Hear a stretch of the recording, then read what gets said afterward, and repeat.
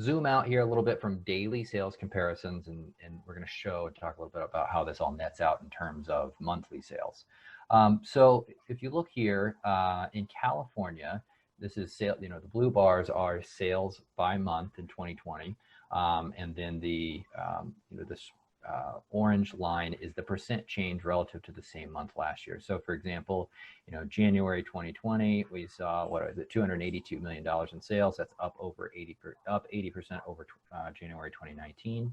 And so we kind of saw that pattern continue January, February, March, and then sales declined to 42% relative to April 2019. Colorado and Nevada, we saw, two states that derive a lot more of their cannabis sales from sales to tourists. We saw some more precipitous declines where sales were actually quite a bit below, in the case of Nevada, relative to the same month last year. But I think what's really curious here and worth diving into is Washington State. Sales seem to pick up steam as the coronavirus pandemic began to, it just became more a part of our lives. April 2020 sales up 20% over April 2019. That's a huge difference from January 2020 sales compared to January 2019. So Liz, I was hoping you could kind of take us through this. What do you think sales are faring so well in Washington State over this crisis? And kind of follow on to that, is this a piece of evidence that demand for cannabis could be countercyclical, meaning it increases in times of economic hardship? Yeah, absolutely. I think Washington has kind of the perfect storm of good luck here compared to some of the other states. So Nevada, I think about 80% of cannabis revenues are out of Clark County, where Las Vegas is, and so Right. heavily hit by tourists. Colorado, very touristy, especially March and April. A lot of spring breakers go there for skiing. Definitely saw towns where that are near mountains or near ski ranges have much worse declines than maybe say somewhere that was more like a residential, people don't visit area. Right. Washington, we're not really known for our fabulous marches. People come here for vacation then. Washington Board of Tourism isn't going to like me saying that, but we're more of a summer vacation spot for sure. Sure.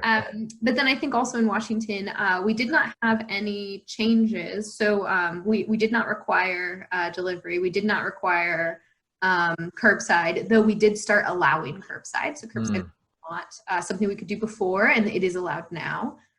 So I think that has also been part of it. One, we didn't see a decline in sales from any tourists, but two, you can still go into our shops just like you could before. Now many of them have online ordering where you click to collect or click to pick up. And so that's actually increased the way that we can, as consumers, can purchase series. It's not all stores in Washington are up. Definitely stores that are around places of business. So the ones that are maybe in like downtown areas where not a lot of people live, compared to a cannabis shop that's in like a very residential area. Those are going to see different trends for sure, especially because of working from home. But I think that's really been what's led to a lot of it for sure. And it does seem just kind of in general outside of cannabis, Washington State has been ahead of the curve in terms of their level of preparedness for all this. And obviously this is the first state where coronavirus is kind of where it all got started. Sure. So it sounds like what you're saying is options increase for consumers in terms of how they're able to purchase rather than kind of decrease and move to a mandate of purchasing for delivery or online pickup. Okay. Yeah, for sure. We also, I think that we had staying residents just a bit earlier here because Washington was one of the first states with we had a couple of cases in the palliative care center. That was kind of canary in the coal mine, and we had a lot of restrictions go into place. And when you can't go to movie theaters, you can't go to sports, you can't go to restaurants, you can't go to bars, you can still smoke weed. Yeah. So it seems like Washingtonians, eat it or drink it, or for sure. Right.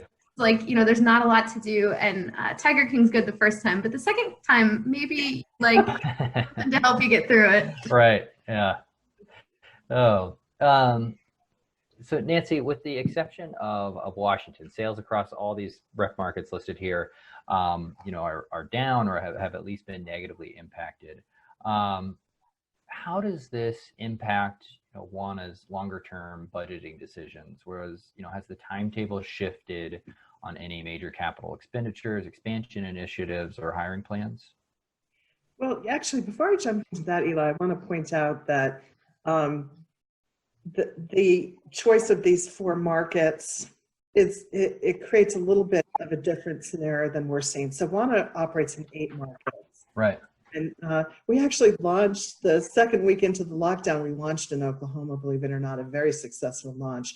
And what we've seen, we're in Illinois, we're in Michigan, we're in Ohio, we're in Arizona, is that all of those markets have been having record-breaking months for us.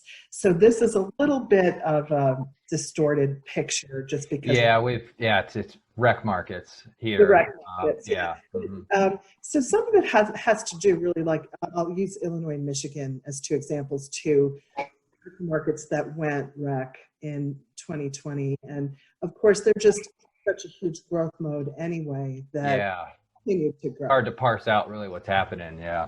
Exactly. As Liz was saying before, every market really has its own dynamics. Mm-hmm. Mm-hmm. So it's almost a little hard to generalize about what's going on overall.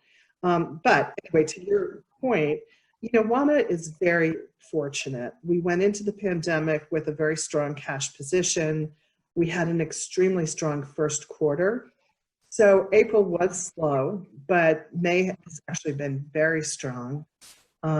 So to get to your point, we really haven't needed to change any of our major strategic initiatives. What I think it has created the opportunity for us is that we are being even more intentional than usual about looking at where we want to be spending our money and what our strategic priorities are. And as an executive team, we're spending a lot of time reviewing those, making sure that we're all on the same page with the things that we think are important. But philosophically, as a company, because we are fortunate to be in a strong position, we see this as a down on initiatives, particularly those relating to innovation and R&D, as opposed to a time to pull back. So no major anything for us. Well, it sounds like you're almost closer to, like you said, doubling down. So it sounds like expansion. Like, is there a quickening of things that you were already planning on doing, or putting more resources? So we're actually, I mentioned we're in 8 markets, and we're actually launching in 4 more right now, including Canada. And so the biggest slowdown that we've seen has actually just been the travel restrictions of being able to send our chefs out to do the training in the other markets. Canada being probably the most extreme, because literally the borders are closed until June 21st. So the only thing that has gotten pulled back on, but not by our design, has been some of our state launches. Right. That we're using the time to even get farther ahead on some of our R&D.